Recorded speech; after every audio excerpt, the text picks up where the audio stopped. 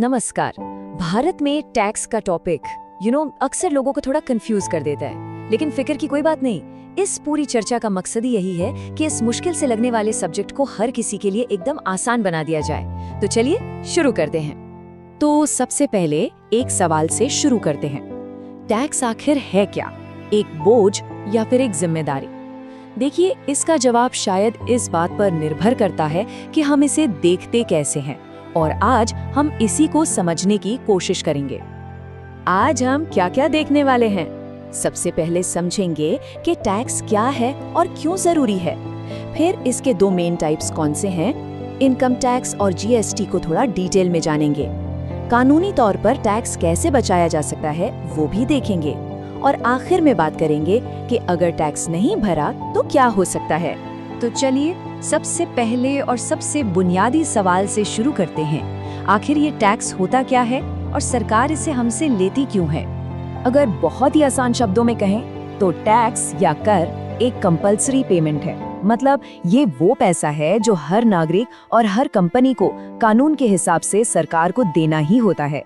ये कमाई पर, हमारी खरीदारी पर या फिर प्रॉपर्टी पर लग सकता है। तो सवाल उठता है कि ये पैसा जाता कहाँ है? यहीं पर कहानी इंटरेस्टिंग हो जाती है। हमारे दिए हुए टैक्स से ही देश चलता है, देश का विकास होता है। जरा सोचिए, जो अच्छी सड़कें हम इस्तेमाल करते हैं, मेट्रो, रेलवे, सरकारी अस्पताल और स्कूल, हमारी सेफ्टी के लिए पुलिस और सेना, गरीबों के लिए सब्सिडी और पेंशन, और यहाँ तक कि बिजली पानी जैसी बेसिक चीजें भी इसी पैसे से चलती हैं। तो इस सेक्शन से याद रखने वाली बात ये है कि टैक्स देश के डेवलपमेंट का फ्यूल है। अच्छा, तो अब ये तो समझ आ गया कि टैक्स क्यों जरूरी है। तो चलिए अब इसके दो मेन टाइप्स को समझते हैं। ये टैक्स सिस्टम की कह सकते हैं एक तरह से नींव है। पहला है प्रत्यक्ष कर, यानी कि डायरेक्ट टैक्स। जैसा नाम से ही पता चल रहा है, ये वो टैक्स है जो कोई भी व्यक्ति या कंपनी सीधे अपनी जेब से सरकार को देती है, जैसे कि इनकम टैक्स। दूसरा है अप्रत्यक्ष कर, यानी इनडायरेक्ट टैक्स। ये टैक्स हम सीधे सीधे नहीं देते, बल्कि ये उन चीजों की कीमत में पहले से ही जुड़ा होता है जो हम खरीदते हैं, जैसे कि जीएसटी।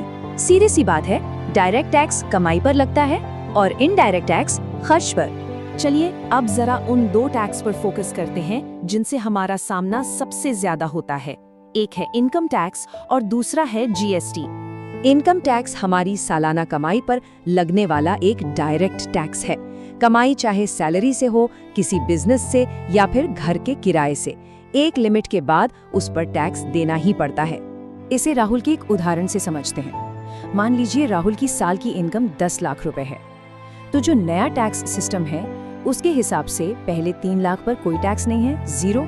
अगले 4 लाख पर 5% और बाकी के 3 लाख पर 10% टैक्स लगेगा। तो इस तरह से राहुल का कुल टैक्स बना 50,000 रुपए। ये सिस्टम ऐसा है कि जो ज्यादा कमाता है वो ज्यादा टैक्स देता है। अब आते हैं जीएसटी पर। ये एक इनडायरेक्ट टैक्स है जो लगभग हर सामान या सर्विस की कीमत में शामिल होता है जो हम खरीदते हैं। मोबाइल फोन से लेकर कपड़ों तक हम जो भी खरीदते हैं उस पर जीएसटी देते हैं। अब ये काम कैसे करता है ये समझना बड़ा दिलचस्प है। मान लीजिए कि एक शर्ट खरीदी गई जिसकी कीमत 1,000 रुपए है, तो उसकी असली कीमत थी 893 रुपए, जिस पर 107 रुपए का जीएसटी लगा। हमने दुकानदार को 1,000 रुपए दिए और दुकानदार ने वो 107 रुपए सरकार को जमा कर दिए। इस तरह टैक्स तो हमने दिया पर सीधे तौर पर नहीं। जीएसटी की दरें भी अलग अलग होती हैं। दूध और अनाज जैसी जरूरी चीजों पर 0% टैक्स है। वहीं घर के सामान पर 5%, मोबाइल फोन पर 12%, साबुन तेल पर 18% और कार और एसी जैसी लग्जरी चीजों पर 28% तक जीएसटी लगता है। तो इस सेक्शन का निचोड़ ये है कि इनकम टैक्स हमारी आय पर लगता है और जीएसटी हमारे खर्च पर। टैक्स देना एक जिम्मेदारी है, लेकिन कानूनी तरीकों से टैक्स बचाना एक स्मार्ट मूव है। चलिए देखते हैं कि ये कैसे किया जा सकता है। ये बात समझनी बहुत जरूरी है कि टैक्स बचाना कोई गलत काम नहीं है। सरकार खुद इन्वेस्टमेंट और सेविंग्स को बढ़ावा देने के लिए ये तरीके हमें देती है। ये असल में हमारी फाइनेंशियल प्लानिंग का एक बहुत जरूरी हिस्सा है। सबसे पॉपुलर तरीका है सेक्शन 80C। इसके तहत पीपीएफ में पैसा डालकर, लाइफ इंश्योरेंस का प्रीमियम भरकर, बच्चों की school tuition fees, home loan का प्रिंसिपल पेमेंट और ईएसएस म्यूचुअल फंड जैसी कई जगहों पर इन्वेस्ट करके टैक्स में छूट पाई जा सकती है। जो सबसे जरूरी बात याद रखनी है वो है ये आंकड़ा, 1.5 लाख रुपए। सेक्शन 80C के तहत अपनी टोटल इनकम में से ज्यादा 1.5 लाख रुपए तक की कटौती क्लेम की जा सकती है। ये एक बड़ी बचत है जिसका फायदा सभी को उठाना चाहिए। तो इस सेक्शन से यही सीखना है कि सरकार खुद हमें टैक्स बचाने के स्मार्ट तरीके देती है। अच्छा, अब एक जरा गंभीर टॉपिक पर आते हैं। हमने टैक्स के फायदे देखे, बचत के तरीके भी जान लिए, लेकिन अगर कोई टैक्स नहीं भरता तो फिर क्या होता है? सबसे पहला और सीधा असर, भारी जुर्माना। जो टैक्स की रकम है उसके अलावा एक बड़ी पेनल्टी भी चुकानी पड़ सकती है। अगर मामला और गंभीर हो जाए तो income tax department bank account को फ्रीज तक कर सकता है। इसका मतलब है कि कोई अपने ही पैसे को इस्तेमाल नहीं कर पाएगा। और हाँ, टैक्स चोरी के बहुत सीरियस मामलों में कानून में जेल की सजा का भी प्रावधान है। इसलिए टैक्स के नियमों को मानना बेहद जरूरी है।